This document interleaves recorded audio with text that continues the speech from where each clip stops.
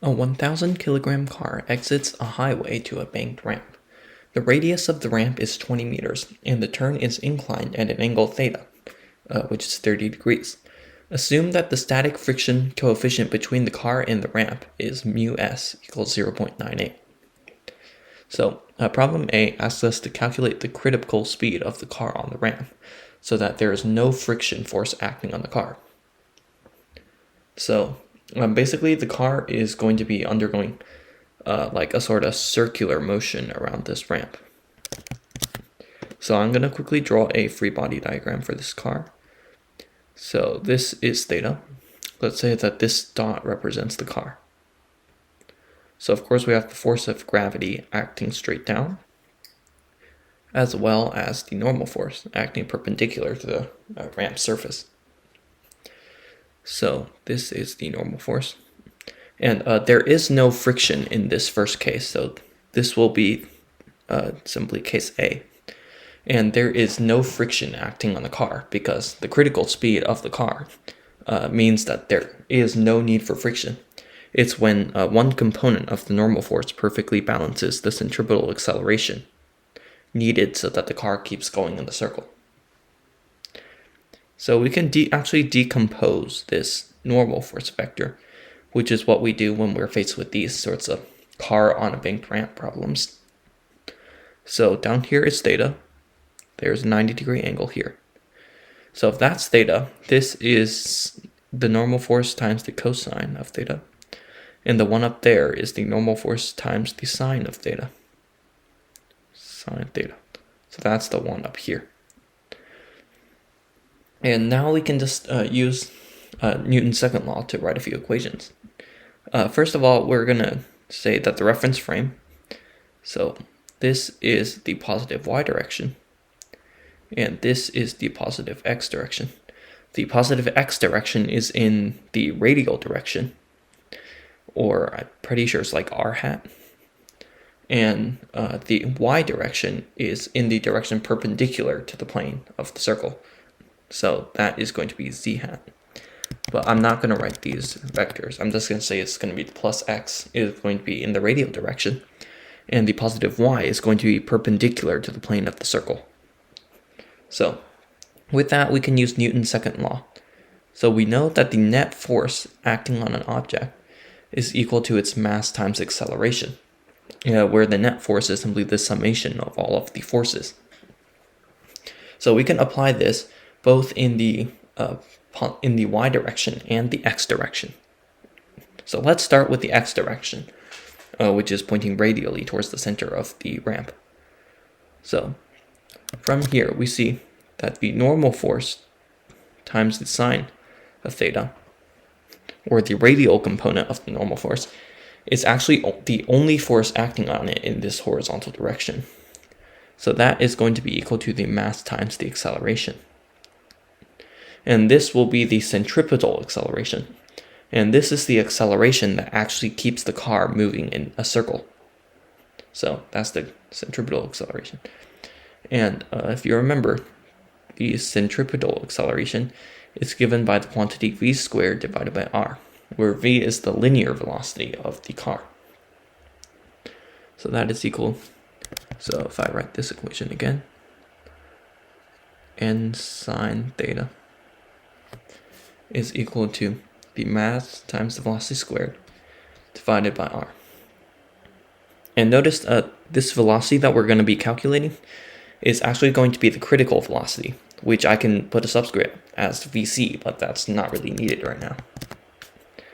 So right now we have this equation, and we don't know what the normal force is yet.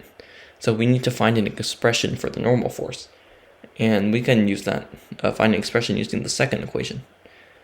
You can see, again, the summation of all of the forces. You have the force n cosine theta, which is the normal force acting in the positive y direction, minus the force of gravity acting on the car, pulling it straight down. And those are the only two forces acting on it. So that must equal the car's mass times acceleration in the vertical direction, which is simply 0, since the car is not slipping down the ramp at all. It's not going down or going up. So there is no acceleration here. So with that, you can say that the normal force times the cosine of theta is simply equal to the mass times the gravitational acceleration, or n cosine theta is equal to the weight of the car. And now we just need to solve for the normal force, which is mg divided by cosine theta. And now we have an expression for the normal force that we can plug back in to the equation we found earlier. So if we plug in this back in, get that mg divided by the cosine of theta times sine theta is equal to mv squared over r, where v is the critical speed. So now we have substituted the normal force back into the first equation. So both of the masses cancel. If you notice, they're both in the top part of the equation, so they can cancel each other out. And if you recognize the identity sine theta divided by cosine theta equals the tangent of theta. So we can substitute the tangent of theta for sine theta over cosine theta here. So this becomes g tan theta, and that is equal to the velocity squared divided by r. Now all we need to do is solve for the velocity. I'm going to make a little more room here. So we're going to solve for the velocity now. So multiply both sides by r and then square root it. And you get that the velocity is equal to the square root of gr tan theta. And I'm going to put the square root at the end. There. And now we just need to plug all of the values that we know. So this becomes the square root of the gravitational acceleration of 9.8, the radius of 20 meters, times the tangent of the 30-degree angle of the ramp. So if you solve that, you should get that the velocity is equal to about 10.6 meters per second. And this is the critical velocity. So 10.6 meters per second. I'm going to put this subscript here as to so that you won't be confused when we solve for the car's maximum speed in problem B. So the critical velocity of the car is 10.6 meters per second. So I'm going to erase this. Critical velocity of the car is 10.6 meters per second. This is for A. Now we need to solve for B. And now this one asks for the car's maximum speed. So let's draw this diagram again. This is theta. This is mg, have the normal force. And again, you can decompose the normal force. I'm actually going to move this down a little bit because I might have drawn it a bit too high. This is theta. mg.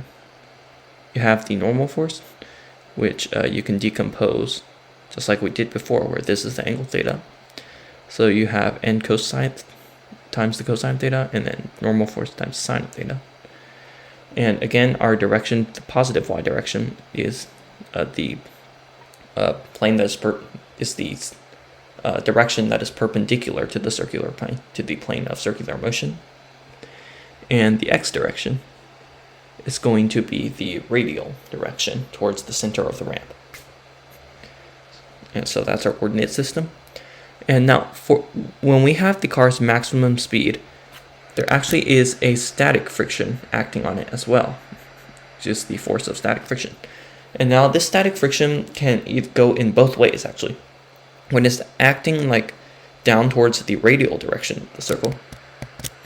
So if we have a circle here, and this object is undergoing circular motion around the circle, and there is no banked incline involved, the force of static friction is needed to provide the necessary centripetal acceleration so that the car doesn't just fly out of the circle and go on a path tangent to that point of the circle. And now if you have too little velocity, the normal force will provide more than the centripetal acceleration required, And the static friction will actually go into preventing the car from slipping down towards the center. So, and when we're looking at the car's maximum speed, we're looking at the speed in which the force of static friction can still act and prevent the car from from slipping up, out of the circle. So, and this static friction can also actually be broken into its component parts. If you have the angle theta here, you can break the force of static friction down into component parts where there's a right angle here. So if theta is this angle right here, this becomes the force of static friction times the cosine of theta. And that is the force of static friction in the radial direction. And this becomes the force of static friction times the sine of theta. And that is the force of static friction in the direction that is perpendicular to the circular motion plane. And note that in this case, the force of static friction is actually equal to the force of static friction, the maximum force of static friction, because you need to figure out the maximum possible static friction, which will allow for the greatest velocity possible. And I'm just going to drop the subscript so that it takes up less space. So we can use Newton's laws and write the same thing as before. So we have that the normal force times the sine of theta. Actually, I can write this for normal force times the sine of theta plus the force of static friction times the cosine of theta. That's because you have a component of the static friction that is acting in the radial direction. So that is also a force acting on the car. So we have to add that when we are figuring out the net force. And there's no forces opposing it in the other direction. So that is simply equal to the mass times the centripetal acceleration, which we calculated to be v squared over r. So that is equal to mv squared over r.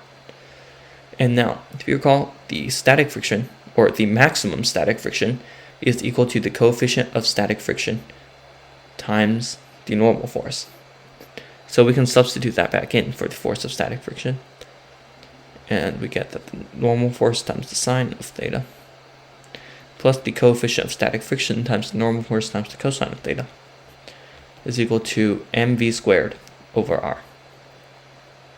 So that's our first equation, and I can actually factor out the normal force from that. Let's say normal force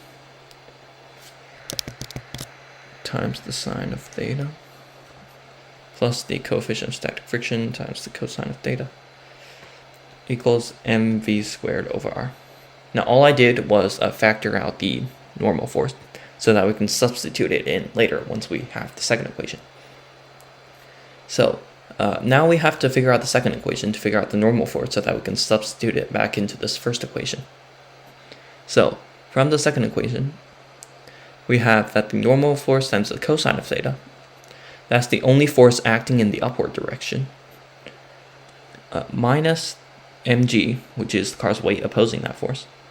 And then we have to minus the force of static friction acting in the vertical direction, which is given by the force of static friction times the sine of theta, and thus also acting in the downwards direction.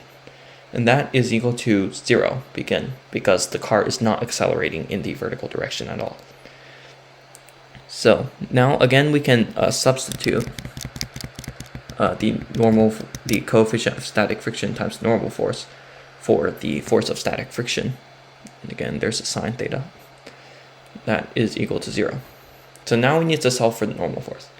So let's start by moving the force of gravity over. And that is equal to mg. We just moved the gravity over. Now we can factor out the normal force. Sine theta minus the coefficient of static friction, sine theta. And now all we need to do is divide both sides by this quantity here. So I'm going to make a little more room here. Try not to erase too much.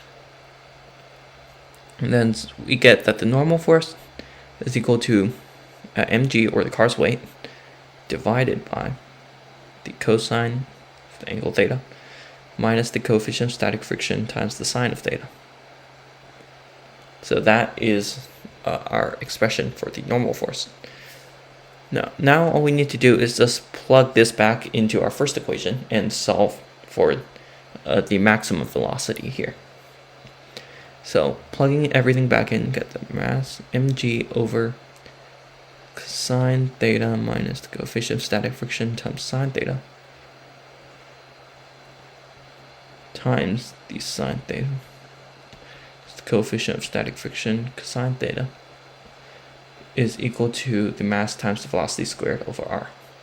So all we did was substitute the normal force in, and if you look, the masses will be cancelled again. So the mass does not matter in these types of problems. So I'm gonna erase this free body diagram to make more room to write this really long equation. So you can get that g times sine theta, the coefficient of static friction times cosine theta, over cosine theta minus the coefficient of static friction times sine theta is equal to v squared over r. So now all we need to do is solve for v. So we multiply both sides by r and then square root both sides. So we get that the velocity is equal to gr times the quantity sine theta plus the coefficient of static friction cosine theta divided by cosine theta minus the coefficient of static friction times the sine of theta. And we're going to square root that whole expression. And that gives us our velocity, or rather our max velocity, but I'm just not going to add the subscript yet. So now we just need to plug everything in. 9.8 is gravitational acceleration times the radius of 20 meters times the quantity sine theta, where sine theta is 30 degrees, plus the coefficient of static friction of 0.98 cosine theta, which theta is 30 degrees. Missing a parenthesis. We're going to divide that whole quantity by the cosine of 30 degrees minus the coefficient of static friction times the sine of 30 degrees. And now all we need to do is plug this whole thing into a calculator. And we just need to figure out what that quantity is.